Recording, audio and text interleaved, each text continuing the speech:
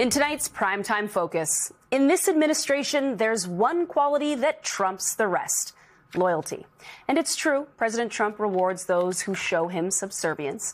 But there's something else that he might value even more: ruthlessness. So meet Bill Pulte. In just over a year, he's become one of the most aggressive, combative figures in Donald Trump's orbit. Pulte runs the federal agency that oversees mortgage giants Fannie Mae and Freddie Mac.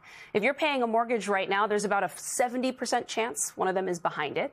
And as of this week, the 38-year-old is also set to become the acting director of national intelligence, which means he will be overseeing the country's entire spy network, all 18 agencies, including the CIA and NSA. So how did he get here? Well, he has absolutely no background working in intelligence, so it wasn't that. Pulte's grandfather founded a home-building empire in 1950, and he grew it into a Fortune 500 company. And in 2016, Bill and his grandfather attempted a boardroom coup that forced out its chief executive and won Bill a seat at that table. Then his grandpa died. And a few years later, the story got pretty ugly. Pulte accused his own grandfather's widow of insider trading. According to an investigation by the Associated Press, court records show another relative alleged that Pulte was the driving force behind a website that branded his own aunt a fake Christian. He also called another relative a fat slob, a weirdo, a grifter. Then when he got to the White House, he managed to use his little-known housing agency to scrutinize mortgage records and exclusively, coincidentally, go after several of Trump's enemies, like Lisa Cook and Adam Schiff. Along the way, he also struggled to make friends with some key figures. Did you actually tell Pulte you were going to punch him in the face? No, sir. I actually said I was going to kick his ass. Good. Okay, good. I share the emotion. The other person Scott Bessent reportedly got into a heated argument with was none other than Elon Musk. So if he's threatening to kick your ass, you may want to do a little bit of soul searching. In this case, Trump doesn't seem to just be rewarding a loyalist. He's elevating a proven weapon. And joining us now is Lydia DePillis, economics reporter for the New York Times, and Nick Ackerman is still here with us. So, Lydia, in your latest piece, you write that, quote, Mr. Pulte's tenure as the director of the Federal Housing Finance Agency was marked by a lot of talk and theatrics, but few tangible results. Do you expect there to be a different strategy, a different outcome now as he transitions to intelligence? I'm not sure that Mr. Pulte has said a lot about what he's going to do with the DNI. I mean, when he came into FHFA, he had some plausible credentials as someone who has spent time in the housing industry. And his big promise was to IPO these two companies that have been in conservatorship since 2008. There is a large group of investors that have pushed very hard for a long time for that to happen, because that will allow them to make money on the stocks that they have in the companies still. And it hasn't happened, and it hasn't happened, and it hasn't happened. And the types of steps that you would take to make that happen haven't been taken either. So it's sort of difficult to know what of what he says he might do at DNI will actually end up becoming reality. Nick, I'm curious. You worked in the Watergate prosecution. You have seen what happens when government gets weaponized. Pulte has proven his usefulness, his resourcefulness, his loyalty to Donald Trump by drawing on these confidential mortgage records to go after people like Lisa Cook, Letitia James, and others. What kind of damage do you think Pulte could do when given the entire arsenal of U.S. intelligence? Well, it's just going to be more damage, basically. Look at what he did with Lisa Cook and what he did with Letitia James was completely made up. This guy is totally incompetent. He doesn't understand what mortgage fraud is or how you make a mortgage fraud case. He essentially cherry-picked from different documents to try and concoct a case. Then, of course, Todd Blanche and the rest in the Department of Justice ran with that and indicted both of these people, indicted Letitia James. They didn't do it with Lisa Cook. They tried to use it to fire her from the Fed. But I think once he has access to all of this other information, which is absolutely enormous, this is everything that the CIA has, the Department of Defense has.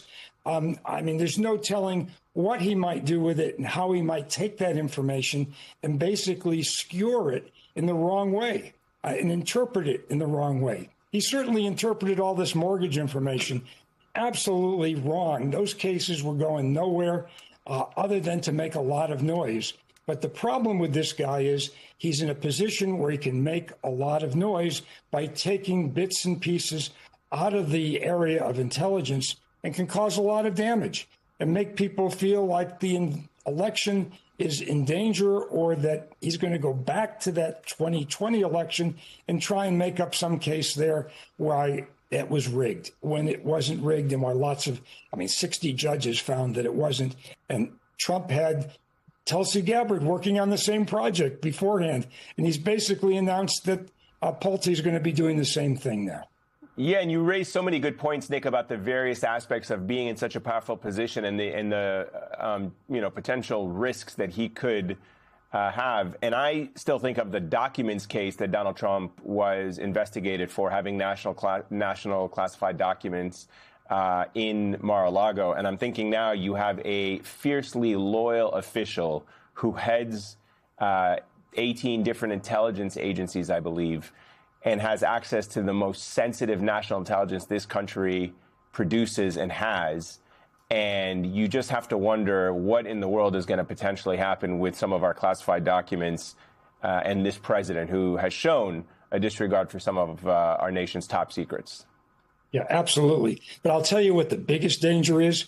Our own allies, people in German intelligence, people in British intelligence, they're not going to want to share anything with this guy. He is viewed as a complete idiot and incompetent, and he's not somebody that's going to get information that could be valuable to our safety and security. And that's what worries me the most, is we now are in a situation, and have been in a situation actually, with Donald Trump and with Tulsi Gabbard, where people are afraid to give us information. And at some point, that may come to bite us big time. So Donald Trump, though, is showing that he isn't going to really fight for Bill Pulte, in the sense that he's not going to push him to be confirmed by the U.S. Senate. And he said that Bill Pulte will be an acting director of national intelligence. Do you think that Trump realizes, after he wasn't able to take Fannie and Freddie public, that there's limited utility, that yes, there's utility in the theatrics, but when it comes to actually getting something done, Bill Pulte's not your guy? It's not clear to me what exactly Trump wants done at DNI or what he wanted done at FHFA. This is a big enough job. And remember, Pulte appointed himself chairman of both of those companies, like a never before done thing. And what about firing people summarily? These are really critically important companies to the American economy. Nothing bad has happened yet. They are very deep. They have a lot of expertise in them. But he's appointed friends to the board. He's fired both the CEOs and the general counsels. And there's a real question about what could happen if there's a 2008 kind of crisis and you have a guy like Bill Pulte at the head of the table. So why is it that this has been such Fannie and Freddie have been such an animated issue on the populist right for so long? Breitbart has gone on a spree of articles over the years on Fannie and Freddie. I don't quite understand what the attachment is to this issue and why it is so motivating. I will say I've been a journalist in and around Washington for a long time. There are really aggressive moneyed interests behind trying to get Fannie and Freddie to go public again. And I can't say if that's what's behind the right-wing fixation.